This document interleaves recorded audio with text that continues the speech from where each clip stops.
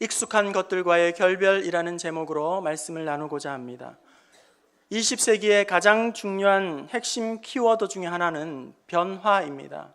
변화는 지금의 나의 모습보다 더 나아지고 또 달라지고 새로워지고 바뀌는 것을 변화라고 이야기합니다. 성도 여러분, 혹시 마누라와 자식 빼고는 다 바꿔라, 이런 말을 들어보신 적이 있으시지요? 어디선가 들어보신 적이 있으시죠? 이 말은 삼성 이건희 회장이 지금으로부터 24년 전에 1993년 독일 프랑크푸르트에서 신경영이라는 새로운 도전을 감행하면서 인류 기업으로서 이제 혁신을 선언하는 가운데에 나온 아주 유명한 말입니다. 당시에 그는 이렇게 이야기하였습니다. 국제화 시대에 변하지 않으면 영원한 인류나 삼류밖에 될 수 없다. 지금처럼 잘 해봤자 1.5류다. 이렇게 이야기하면서 마누라와 자식 빼고는 다 바꿔라. 이렇게 이제 혁신 경영을 선언을 하게 되었습니다.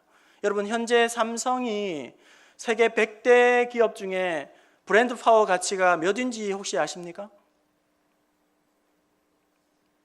몇이나 되신지 아십니까? 100대, 전 세계 100대 기업 중에 지금 삼성이라는 이 회사가 100대 기업 중에 전 세계, 우리나라 국내가 아니라 100대 기업 중에 7위라는 아주 기염을 통하고 있습니다.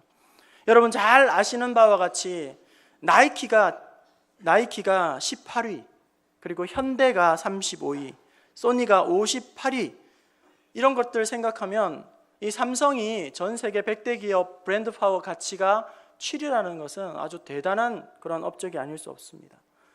그런데 이런 변화는 기업이나 사회에만 필요한 그런 핵심 주제가 아니라 오늘 신앙생활을 하고 있는 우리에게도 중요한 관심사가 되어야 한다는 것입니다. 왜냐하면 기독교 신앙 자체가 변화를 요구하고 변화를 전제로 하는 것이 바로 이 기독교 신앙이기 때문입니다. 누가복음 18장에 삭개오가 우리 예수님을 만나게 됩니다. 예수님을 만난 이 삭개오는 그 인생이 완전히 변화되어지고 그 인생이 혁명이 일어나게 됩니다. 예수님을 만난 후에 제일 먼저 삭개오가 한 일이 무엇입니까? 누가 시키지도 않았는데 과거의 삶을 청산합니다. 자기의 잘못된 것을 이제는 돌이키게 됩니다. 그런즉 누구든지 그리스도 안에 있으면 새로운 피조물이라.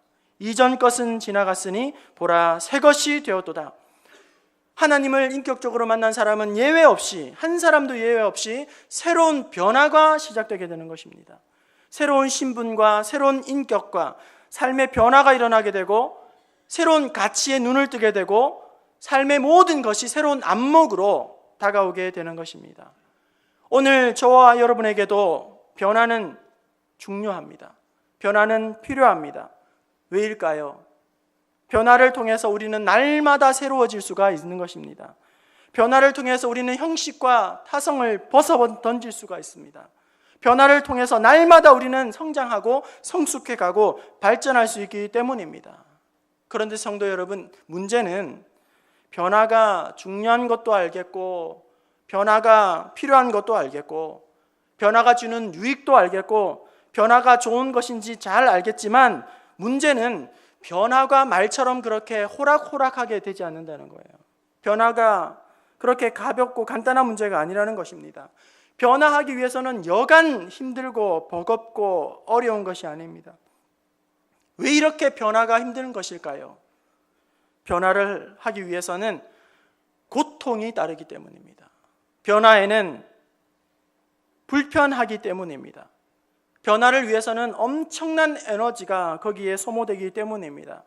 변화를 하기는 해야겠는데 변화를 위해서는 대가를 톡톡하게 지불해야지만 변화가 가능하기 때문입니다. 오늘 설교의 제목을 익숙한 것들과의 결별이라고 정해보았는데요. 이것은 경영 전문가인 구본영 씨의 책 익숙한 것들과의 결별이라는 책에서 제가 따왔습니다. 그는 그 책에서 왜 변화가 필요한가, 또 왜 변화는 무엇인가 라는 이 질문에 대해서 그는 이렇게 말합니다. 변화는 무엇인가? 그것은 살아있다는 것이다. 변화는 살아있다는 것이다. 모든 살아있는 것들은 변한다. 변하지 않는 것은 죽은 것이다. 1년 전과 똑같은 생각을 하고 있다면 당신은 1년 동안 죽어 있었던 것이다. 만일 어제와 똑같은 생각을 하고 있다면 당신은 지난 24시간 동안 죽어서 시간을 보낸 것이다. 그럼 무엇을 뜻하는 것일까요? 변화는 선택이 아니라는 거예요. 변화는 선택이 아니라 살아있는 사람이라면, 생명이 있는 사람이라면, 호흡이 있는 사람이라면 누구나 다 마땅히 추구해야 할 목적이고 목표라는 사실입니다. 여러분, 지난 1년 전의 나의 모습과 여러분 나 자신의 모습과 여러분의 생각은 지금 얼마나 달라져 있습니까? 얼마나 변화되어졌고 성숙해져 있습니까? 1년 전의 여러분의 모습과 지금 나를 살펴보면서 하나님을 사랑하는 그 사랑이, 뜨거움이 얼마나 더해지고 있습니까? 그리고 여러 가지 일에 열정과 순도에, 그 헌신의 순도와 열도가 얼마나 더 깊어지고 넓어지고 확장되어져 있습니까? 여러분은 살아 있습니까? 죽어 있습니까? 아니면 썩어 문드러져 가고 있습니까? 다시 그 말씀으로 돌아와서 오늘 본문 말씀 예레미야 1장 10절 말씀 우리 다시 한번 함께 읽어볼까요? 1장 10절입니다. 시작. 보라, 내가 오늘 너를 여러 나라와 여러 왕국 위에 세워 내가 그것들을 뽑고 파괴하며 파멸하고 넘어뜨리며 건설하고 심게 하였느니라 하시니라. 하나님께서 예레미야에게 이렇게 말씀합니다. 내가 너를 여러 나라와 그리고 여러 왕국 위에 세워, 그리고 하반절에 새로 건설하고 새로 심기 원한다. 이 너라는 것은 이스라엘, 자기의 백성을 의미합니다. 너희를 세워 여러 나라와 여러 민족 위에 세워서 새로 건설하고 새로 심기를 원한다. 하나님께서 자기 백성들을 새롭게 건설하고 새롭게 심기를 원하신다고 말씀하는 것입니다. 새롭게 하셔서 다른 나라들, 여러 왕국들 위에 하나님의 나라로 이렇게 세우기를 원하신다는 거예요. 그런데 여러분, 새롭게 건설하고 새롭게 심기 위해서는 먼저 해야 할 일이 있는 것입니다. 새롭게 건설을 하고 새롭게 뭔가를 심기 위해서는 무엇을 먼저 해야 될까요? 이전에 심어놓았던 것을 이제는 뽑아야 되는 것이죠. 이전에 있던 것을 이제는 넘어뜨리고 무너뜨리고, 그래서 오늘 성경의 중반절에 보면 그것들을 뽑고 파괴하고 파멸하고 넘어뜨리며 그것을 이제는 새롭게 건설하게 된다는 거예요. 먼저 있었던 것을 이제는 치워버려야 한다는 거예요. 먼저 있었던 그 자리를, 이제는 차지하고 있던 것들을 이제 버리고, 이전에 나를 묶고 있던 그런 것들을 끊어버리고, 묵은 밭이 있으면 새로 기경하고 익숙한 것들과 결별을 해야지만, 선언을 해야지만 새로운 회복으로 나아갈 수가 있다는 것입니다. 피카소는 창조가 있기 전에 파괴가 있어야 한다, 이렇게 말을 해요. 창조가 있기 전에 파괴가 있어야 된다. 우리 학생들은 PC방을 그렇게 죽치고 앉아 있으면서 새롭게 삶을 변화시키려고 하는 것은 엉터리 같은 생각이죠. 그리고 어른들 중에 혹 카지노에서나 노름판에서 계속 전전긍긍하면서 내 삶이 달라지고 내 가정이 회복되고자 기대하는 것은 엉터리 같은 생각이라는 거예요. 죄의 자리에서 머물러 있으면서 하나님 앞에 신실한 신앙생활을 하기 원한다는 것은 엉터리 같은 생각이라는 거예요. 창조가 있기 위해서는 먼저 파괴가 있어야 한다 하는 것입니다. 사도 바울은 고린도전서 13장 11절에 내가 어렸을 때에는 말하는 것이 어린아이와 같고 깨닫는 것이 어린아이와 같고 생각하는 것이 어린아이와 같다가 장성한 사람이 되어서는 어린아이 일을 버렸노라. 성장하기 위해서는 어린아이의 근성을 버려야 되는 거죠. 어린아이 같은 못난 모습들을 다 끊어버려야 된다는 것입니다. 버릴 줄 알아야 한다는 것, 떠날 줄 알아야 한다는 것, 묵은 땅을 갈아 엎을 수 있어야 되는 것, 익숙한 것을 이제는 깨뜨리고 끊어버려야 한다는 거예요. 그래야 새로운 변화가 시작되어지고 새로운 출발을 할 수가 있는 것입니다. 변화는 어떻게 시작된다고요? 익숙한 것들과의 결별을 선언할 때에 비로소 새로운 변화와 새로운 영적인 지경이 열려지게 되는 것입니다. 이전의 편안한 자리를 이제는 털고 일어나야 새로운 은혜의 자리로 나아갈 수가 있는 것입니다. 그렇다면 이제부터 변화는 언제 어디에서 시작되는가, 어떻게 가능한가, 우리를 변화하게 하는 도구와 촉매 역할을 하는 네 가지만 이 시간 잠시 생각을 해보려고 합니다. 설교의 내용들은 다 잊어버려도 괜찮습니다. 의문을 나서실 때 딱 네 가지만 여러분 기억하시면서 돌아가셨으면 좋겠어요. 변화가 어떻게 가능할까? 첫 번째로, 변화를 가능케 하는 가장 확실한 도구는 하나님의 말씀인 성경을 읽고, 성경을 묵상하고, 성경을 듣고, 성경을 붙잡는 것입니다. 여러분, 평소에 무감각하게 살아가다가 스스로 뉘우쳐 이대로는 안 되겠다, 이제 내가 변해야겠다, 달라져야겠다. 여러분, 언제 이런 자각을 하기 시작하죠? 이제 안 되겠다, 내가 새롭게 시작해야 되겠다, 달라져야겠다. 여러분, 이렇게 자각하는 순간이 있습니다. 언제일까요? 새로운 정보가 들어갈 때에, 자극을 받게 되면 이제 변화에 대한 새로운 꿈을 꾸기 시작하죠. 갈망을 하기를 시작합니다. 제가 언젠가 한번 말씀을 드린 적이 있는 듯한데요, 포메이션과 트랜스포메이션과 인포메이션. 포메이션, 그러니까 폼이 잡힌 사람들, 포메이션이 된 사람들, 틀이 굳어져 있는 사람들은 트랜스포메이션, 변화되기 위해서, 새롭게 달라지기 위해서 인포메이션, 정보가 그 사람에게 들어가야, 자극이 그 사람에게 들어가야 비로소 그 사람이 변화되는 그런 일들이 시작된다는 거예요. 새로운 정보가 들어가야 되고 새로운 자극을 받게 돼야 비로소 내가 변화해야겠다는 것을 꿈꾸기 시작한다는 것입니다. 그런데 여러분, 우리를 변화하게 하는 가장 확실한 정보가 있습니다. 가장 확실한 자극이 있습니다. 그것은 무엇입니까? 바로 진리의 말씀이라는 거예요. 우리의 영을 솟생케 하는 진리의 말씀. 모든 성경은 하나님의 감동으로 된 것으로 교훈과 책망과 바르게 함과 의로 교육하기에 유익하니 이는 하나님의 사람으로 온전하여지며 모든 선한 일을 행할 능력을 갖추게 하려 함이니라. 진리의 말씀이 우리에게 교훈과 책망과 바르게 함과 그리고 의로 교육하기에 좋다. 그래서 우리를 온전케 한다. 하나님의 능력을 행할 그런 능력을 주신다. 진리의 말씀이 우리를 그렇게 한다는 것입니다. 히브리서 4장 12절 말씀, 하나님의 말씀은 살아있고 활력이 있어 좌우의 날선 어떤 검보다 예리하여 혼과 영과 관절과 골수를 찔러 쪼개기까지 하며 또 마음의 생각과 뜻을 판단하나니. 하나님의 말씀은 좌우의 날선 어떤 검보다 예리합니다. 우리의 혼과 영과 관절과 골수와 우리의 마음의 생각과 뜻을 판단하시는 것이 하나님의 말씀입니다. 성도 여러분, 제가 가진 목사라는 이 직함이, 목사라는 이 직책이, 신분이 저를 변화시키는 것이 아니라 진리의 말씀이 저를 온전히 변화시켜 주시는 것입니다. 목사라는 이 딱지는, 신분은 오히려 저를 외식이나 혹은 더 많은 위선에 빠지게 하는 신분이에요. 이 목사라는 직함은, 신분은 오히려 더 거룩한 척하게 만드는 그런 가면을 놀이를 하는, 연기하게 만드는 것이라는 말이에요. 저를 변화시키는 것은 그런 직함이 아니라, 그런 존칭이 아니라 하나님의 진리의 말씀인 것입니다.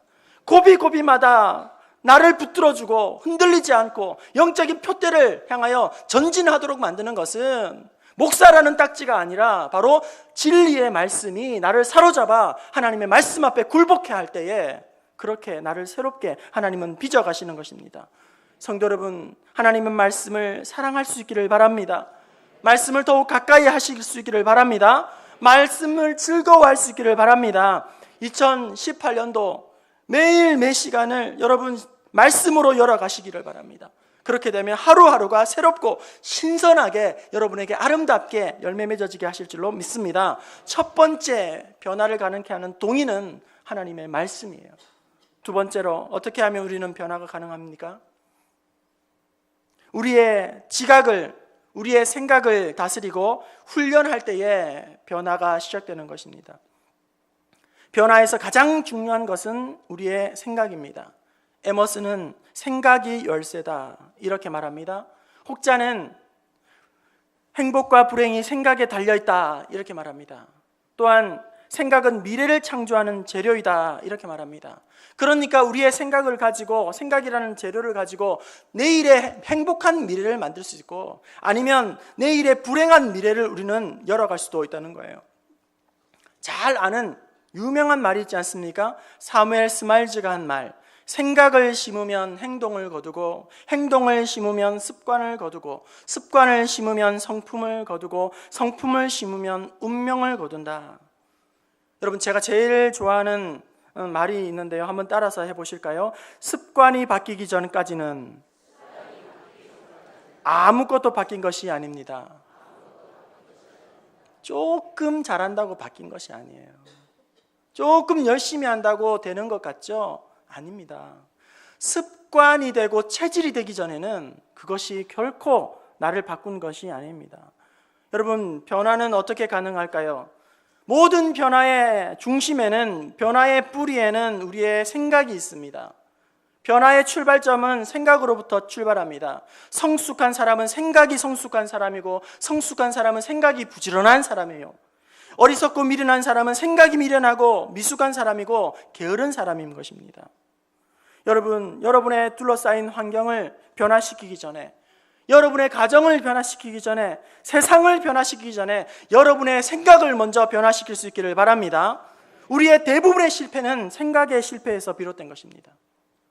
생각하는 데에 여러분 대가를 지불하면 지불할수록 여러분의 인생은 쉬워지고 편안해질 것입니다. 여러분의 생각을 제멋대로 방치하지 마시고 말씀으로 다스리고 훈련받게 되기를 바랍니다.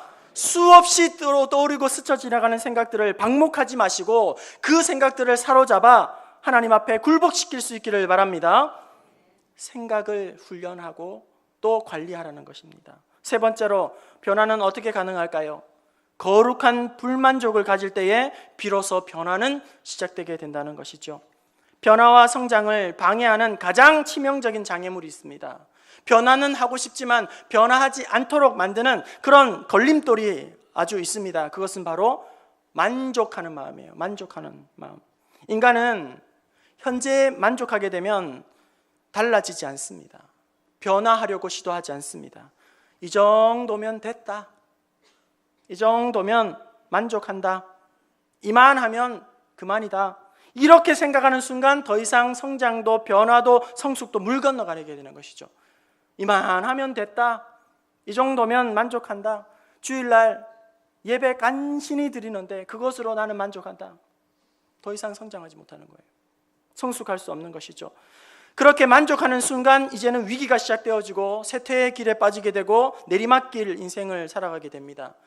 2002년도 월드컵 축구 대표팀 지휘봉을 맡은 히딩크 감독은 이제 월드컵을 앞두고 연이은 평가전에서 잇따라 대표팀이 승승장구할 때에 흥분하지 아니하고 자만하지 아니하고 계속 성장하고 발전하고 승리해야 한다, 이렇게 이야기하면서 승리의 방정식을 딱 4글자로 정리합니다. I am still hungry. I am still hungry. 잘하고 있음에도 불구하고 여전히 나는 만족하지 않는다. 나는 이런 승리에 대해서 아직 샴페인을 터뜨리지 않을 것이다. 나는 여전히 더 강해질 거라고 생각한다. 그리고 더 강한 적들도, 상대도 우리는 무찌르릴 거라고 생각한다. 그리고 우리는 전진할 것이다. 더 성장해야 된다. 그렇게 다그치고 준비하여서 멋지게 좋은 성과를 나타내지 않았습니까? 여러분, 삶에 만족해야만 하겠지만 변화와 성장에는 결코 만족하지 마시기를 바랍니다. 저의 짧은 인생을 돌아보건대 저를 이렇게 만든 것은 제 속에서 끊임없이 일어나는 불만족이에요. 끊임없이 갈급한 마음인 것이죠. 야, 설교가 그게 뭐냐? 설교하고 나서 사무실에 들어가서 막 벽에 머리를 찧어박으면서 머리를 털을 뜯으면서 설교가 그게 뭐냐? 정신 똑바로 차려라. 목사가 하나님 앞에서, 성도들 앞에서 부끄럽게 일했어야 되겠느냐? 이게 뭐냐? 그래서 2배, 3배 제 몸을 더 괴롭히려고, 이런 불만족이 앞으로 계속 이어져야 제가 살 거라고 그렇게 생각을 합니다. 거룩한 불만족이 제 속에 사라지게 되면 나는 망했구나. 저는 그것을 잘 알고 있습니다. 그런 거룩한 불만족이 사라지면 금방 저는 옹졸해질 겁니다. 메말라질 것입니다. 내용은 어디 간들 본질은 붙잡지 못하고 형식만 추구하는 그런 한 명의 또 한 명의 종교인이 되고 말 것입니다. 별 볼 일 없는 목사가 되어 그럭저럭 신앙생활하고 목회하고 있을 것입니다. 성도 여러분, 너무 속 편하게 신앙생활하지 마시기 바랍니다.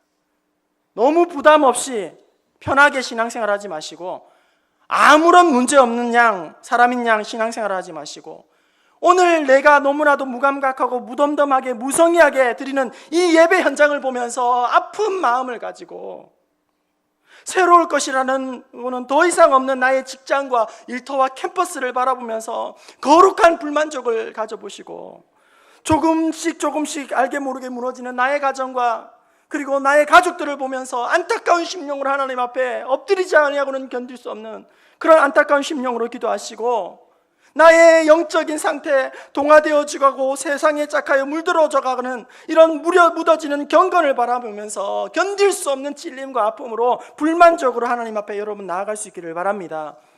변화를 가능하게 하는 것, 거룩한 불만족을 가지는 거예요. 이대로는 안 된다, 만족할 수가 없다, 더 자라야 한다, 무덤에 들어가는 그날까지 하나님 앞에서 신실하게 살아가야 한다. 내가 신발끈을 풀고 영적인 허리끈을 놓쳐버리면 안 된다. 믿음으로 전진해야 한다. 주님 만나는 그날까지. 마지막으로 변화는 어떻게 가능한가? 변화는 익숙한 것들과의 결별을 선언하고 이전의 나를 이제는 포기하고 결단할 때에 비로소 변화는 시작되게 되는 것입니다. 베네딕트 수도원의 원장 안젤름 구린 신부가 머무르지 말고 흘러라 라는 책을 썼는데요, 머무르지 말고 흘러라, 이런 책에 그 안에 이렇게 되어 있습니다. 이별은 단지 사람 사이에서만 존재하는 것이 아닙니다. 이별은 생활 습관이나 생활 패턴, 이미 지나간 인생의 시간과도 이별을 해야 합니다. 이별은 적절한 시기에 꼭 해야만 하는 성장통과 같습니다. 새로움은 오래된 것을 놓아줄 때에만 성장할 수가 있습니다. 익숙한 것들과의 이별, 습관과 우리를 신뢰하는 모든 것과 하루에 몇 번씩이라도 이별을 고하세요. 그것만이 현재의 당신이 존재할 수 있으며 새로움의 문을 활짝 열어주게 될 것입니다. 여러분, 사람들은 자기에게 익숙한 것을 편하게 그렇게 생각을 합니다. 그리고 익숙한 것이 맞다고 생각을 합니다. 그렇죠? 익숙한 것이 편하고 익숙한 것이 안정감을 줍니다. 하지만 여러분, 이 익숙함은 좋은 것만은 아니라는 거예요. 이 익숙함은 알게 모르게 우리를 구속합니다. 이 익숙함은 알게 모르게 우리를 자꾸 안주하게 만들고, 이 익숙함은 새로운 변화에 대한 강한 거부감으로 우리를 붙잡아 놓고 발목을 잡고 옷깃을 끌어당긴다는 거예요. 익숙함은 편안함을 주지만 이 편안함과 함께 우리에게 나태함과 게으름과 습관과 형식에 빠지도록 한다는 사실을 우리는 잊어서는 안 됩니다. 여러분, 익숙함이 주는 이 편안함에, 이 안락함에 여러분 마음을 빼앗기지 마시기를 바랍니다. 왜냐하면 지금의 이 익숙함이, 지금의 이 편안함이 머지않은 미래에 우리에게 불편함으로 다가올 것입니다. 지금의 이 편안함이 나중에는 고통으로 다가오게 될 것입니다. 그러므로 이 편안함에, 이 안락함에 여러분의 마음을 노출하지 마시길 바랍니다. 계란을 생각해 보십시오. 우리는 인생을 이 계란에서도 배울 수가 있습니다. 이 계란이 외부에 의해서 깨트려지면 이 계란은 후라이가 되게 되는 것이죠. 그런데 이 계란이 스스로 깨고 나오면 이 계란은 뭐가 되죠? 병아리가 되는 거예요. 계란이 외부의 충격에 의해서 깨지면 후라이로 한입거리가 되지만, 스스로 이 껍질을 깨고 나오면, 고통스러워도 이 껍질을 깨고 나오면 이제 그 계란이 병아리로 태어나게 된다는 거예요. 계속 계란으로 머물러 있게 되면 결국 썩어서 냄새가 나고 주위에 악취를 풍기고 남을 해를 끼치게 된다는 것입니다. 2017년도 한 해를 마무리를 잘 하고 이제 새롭게 열어가는 이 귀한 시간에 오늘 새로운 변화와 성장을 위한 어제의 나와 이별을 선언할 수 있기를 바랍니다. 이제 익숙해질 대로 익숙해버린 것들과 이제 결별을 하는 시간이 되기를 원합니다. 그래서 처음에 하나님 앞에 품었던 순수함과 두근거리는 그런 마음을 다시금 회복하고 돌아갈 수 있기를 원합니다. 이제 말씀을 마치려고 합니다. 여러분, 익숙한 것들과 이제 안녕을 구할 시간입니다. 이미 익숙해질 대로 익숙해버린 나의 습관들, 이미 오래전에 떨쳐야 했던 잘못된 습성들, 이미 너무나도 굳어져 버린 나의 모습들, 이제 익숙한 것들과의 결별하는 것, 그것은 결코 쉬운 일이 아니겠지만 이제 믿음으로 가지고 용기를 가지고 새롭게 결단하기를 원합니다. 그러므로 또 그런 결단 가운데에 새로운 변화와 새로운 기대와 새로운 갈망을 여러분 꿈꿀 수 있기를 바랍니다. 이 변화에 대한 단초 4가지를 말씀드렸습니다. 가장 확실한 변화의 도구는 진리의 말씀을 사모하는 것입니다. 우리의 생각을 말씀 앞에서 훈련하고 관리하고 굴복시키는 것입니다. 눈앞에 펼쳐진 상황에 적당하게 타협하고 만족하는 것이 아니라 거룩한 불만족을 가지고 사명으로 끌어안고 어떻게든지 그것을 극복하려고 몸부림치는 가운데에 하나님의 은총을 맛보는 여러분 될 수 있기를 바랍니다. 익숙한 것들과의 결별을 선언하심으로 말미암아 그렇게 사모하고 기대하던 가슴 떨리던 그런 시절로 다시금 나아감으로 여러분의 일상 가운데에 크고 작은 삶의 변화와 놀라운 기적과 간증거리를 넘치도록 안아 하나님 앞에 영광 올려드리는 2018년도 한 해가 될 수 있기를 주님의 이름으로 축원합니다.